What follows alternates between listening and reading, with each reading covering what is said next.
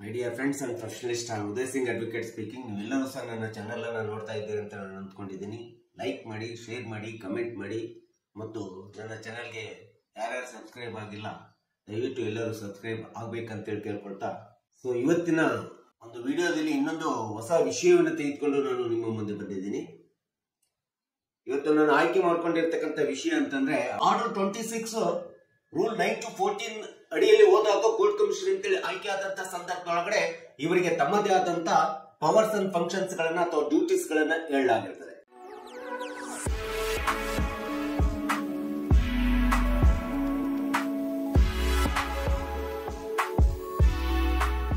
ಒಮ್ಮೆ ಒಬ್ಬ court commissioner ಅಂತೇಳಿ ಆಯ್ಕೆ ಆದಂತಂದ್ರೆ ಅವನಿಗೆ ಈ ಒಂದು CPC 1908 ಅಡಿಯಲ್ಲಿ ಇರ್ತಕ್ಕಂಥ ಆಯ್ಕೆ ಆದ ನಂತರ ಅವರಿಗೆ ಇರ್ತಕ್ಕಂಥ ಅಧಿಕಾರ ಮತ್ತು ಕಾರ್ಯಗಳು ಏನು ಅಂತೇಳಿ ಬಂದಂತಹ ಸಂದರ್ಭದೊಳಗಡೆ ಮೊಟ್ಟ ಮೊದಲನೇದಾಗಿರ್ತಕ್ಕಂಥ ಒಂದು ಕಾರ್ಯ ಅಂತಂದ್ರೆ ಕೋರ್ಟ್ ಕಮಿಷನರ್ಗೆ ಇರ್ತಕ್ಕಂಥ ಇನ್ಸ್ಪೆಕ್ಟ್ ಆಫ್ ಪ್ರಾಪರ್ಟೀಸ್, ಆಸ್ತಿಯ ವೀಕ್ಷಣೆಯನ್ನು ಮಾಡಬೇಕು, ಇನ್ಸ್ಪೆಕ್ಟ್ ಅನ್ನು ಮಾಡಬೇಕು, ಸೂಪರ್ವೈಸಿಂಗ್ ಅನ್ನು ಮಾಡಬೇಕಾಗುತ್ತೆ. ಇನ್ನು ಆ ರೀತಿಯಾದಂತಹ ಒಂದು ಸ್ಪಾಟ್ ಇನ್ಸ್ಪೆಕ್ಷನ್ ಮಾಡಿದ ನಂತರ ಅಲ್ಲಿ ಆ ಒಂದು ಪ್ರಾಪರ್ಟಿನ ಮೆಜರ್ಮೆಂಟ್ ಮಾಡತಕ್ಕಂಥ ಒಂದು ಅಧಿಕಾರ ಕಾರ್ಯ ಕೋರ್ಟ್ ಕಮಿಷನರ್ಗೆ ಇರ್ತದೆ. At the same time, the court commissioner who is appointed, he has to prepare the inventory ಅಂತೇಳಿ ನಾವು ಹೇಳಬೇಕಾಗುತ್ತೆ. ಅಷ್ಟೇ ಅಲ್ಲದೆ ಆಸ್ ಎ ಕೋರ್ಟ್ ಕಮಿಷನರ್ ಅಂತೇಳಿ ಅಪಾಯಿಂಟ್ಮೆಂಟ್ ಆದಾಗ he has to record the statements, ಎಲ್ಲ ಹೇಳಿಕೆಗಳನ್ನ ರೆಕಾರ್ಡ್ ಮಾಡಬೇಕಾಗುತ್ತೆ. At the same time he has to value the properties, ಆಸ್ತಿಯ ಮೌಲ್ಯ ಏನಂತೇಳಿ ಒಂದು ಆ ಮೌಲ್ಯವನ್ನ ನಿರ್ಧರಿಸಬೇಕಾಗುತ್ತೆ. He has to do the proper partition of plan. ಯಾವುದೇ ಒಂದು ಆಸ್ತಿಯನ್ನು ವಿಭಾಗ ಮಾಡಬೇಕಾದ್ರೆ ಆ ವಿಭಾಗದ ಒಂದು ಯೋಜನೆಯನ್ನ ಪ್ಲಾನ್ ಅನ್ನ ಕರೆಕ್ಟ್ ಆಗಿ ನಕ್ಷೆಯನ್ನ ಅಥವಾ ಪ್ಲಾನ್ ಅನ್ನ ಕರೆಕ್ಟ್ ಆಗಿ ತಯಾರು ಮಾಡಬೇಕಾಗುತ್ತೆ. And the commissioner is also having the conduct the sales. ತಾನು ತಯಾರು ಮಾಡಿದ ವರದಿಯ ಆಸ್ತಿಯನ್ನ ಮಾರಾಟ ಮಾಡುವಂತ ಒಂದು ಹಕ್ಕನ್ನು ಸಹ court ಕಮಿಷನರ್ಗೆ ಕೊಡಲಾಗ್ತದೆ. At the same time, the court commissioner has to collect all evidences related to the case or properties.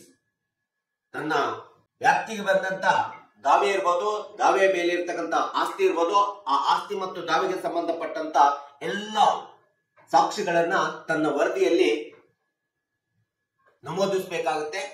ಸಾಕ್ಷಿಗಳನ್ನ ಕ್ರೋಢೀಕರಣ ಮಾಡಬೇಕಾಗುತ್ತೆ. ಕ್ರೋಢೀಕರಣ ಮಾಡಿ ಇಡೀ ತನ್ನ ವರದಿಯನ್ನ ಕೋರ್ಟಿನ ಸಾಕ್ಷಿಗೆ ಅಂತೇಳಿ ಕೊಡತಕ್ಕಂತ ಒಂದು ಅಧಿಕಾರ ಕಾರ್ಯವು ಸಹ ಕೋರ್ಟ್ ಕಮಿಷನರ್ಗೆ ಇರ್ತಕ್ಕಂಥದ್ದು ನಾವು ನೋಡ್ತಾ ಇದ್ದೀವಿ.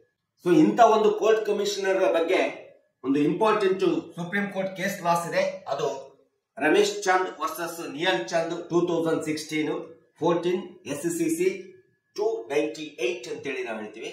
ಈ ಒಂದು case loss court commissioner appointment ಮಾಡೋದ್ರ ಬಗ್ಗೆ ಮತ್ತು ಮಾಡಿರ್ತಕ್ಕಂಥ ಕೋರ್ಟ್ ಕಮಿಷನರ್ ಹೇಗೆ ಕಾರ್ಯನಿರ್ವಹಣೆ ಮಾಡಬೇಕು, ಯಾವ ರೀತಿ ಕೋರ್ಟ್ ಕಮಿಷನರ್ ಇರಬೇಕೆಂಬತಕ್ಕಂಥದ್ರ ಬಗ್ಗೆ ಸುಪ್ರೀಂ ಕೋರ್ಟಿನ case laws Ramesh Chand versus ನಿಯಲ್ ಚಂದ್ ಎಂಬತಕ್ಕಂಥದ್ದು 2014 SCC 298 ಕೇಸ್ ನಂಬರ್ನ ರೆಫರ್ ಮಾಡಿದಾಗ ನಮಗೆ ಕೋರ್ಟ್ ಕಮಿಷನರ್ ಬಗ್ಗೆ ಒಂದು ಸುಪ್ರೀಂ ಕೋರ್ಟಿನ ಒಂದು ಲ್ಯಾಂಡ್ ಮಾರ್ಕ್ ಕೇಸ್ ಲಾಸ್ ನಿಮ್ಮ ಮುಂದೆ ಹೇಳಿದ್ದೀನಿ. ದಯವಿಟ್ಟು ಈ ಒಂದು ಕೇಸ್ ಲಾಸ್ ಅನ್ನು ರೆಫರ್ ಮಾಡಿದ್ರೆ ಕೋರ್ಟ್ ಕಮಿಷನರ್ ಬಗ್ಗೆ ಸಂಪೂರ್ಣವಾದಂತ ಒಂದು ಮಾಹಿತಿ ನಿಮಗೆ ಸಿಗ್ತದೆ. ಸೊ ಹೀಗೆ ಒಂದು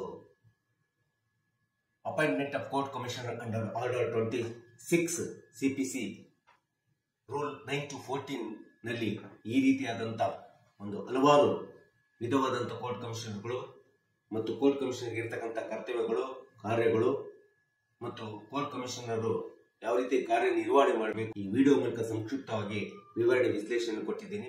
ದಯವಿಟ್ಟು ಈ ನನ್ನ ವಿಡಿಯೋ ಇಷ್ಟ ಆಗಿದ್ರೆ ಶೇರ್ ಮಾಡಿ, ಲೈಕ್ ಮಾಡಿ, ಕಮೆಂಟ್ ಮಾಡಿ ಮತ್ತು ನನ್ನ ಚಾನೆಲ್ಗೆ ಸಬ್ಸ್ಕ್ರೈಬ್ ಆಗಿಲ್ಲ ಅಂತಂದ್ರೆ ಇನ್ನು ಯಾರ್ಯಾರು ಸಬ್ಸ್ಕ್ರೈಬ್ ಆಗಿಲ್ಲ ದಯವಿಟ್ಟು ಸಬ್ಸ್ಕ್ರೈಬ್ ಆಗ್ಬೇಕಂತೇಳಿ ಕೇಳ್ಕೊಳ್ತಾ ಸೊ ಇವತ್ತಿನ ವಿಷಯಕ್ಕೆ ವಿರಾಮವನ್ನು ಹೇಳ್ತೀನಿ. ನಾನು ಇನ್ನೊಂದು ವಿಷಯ ಅಂತ ಇಟ್ಕೊಂಡು ನಿಮ್ಮ ಮುಂದೆ ಬರ್ತೀನಿ.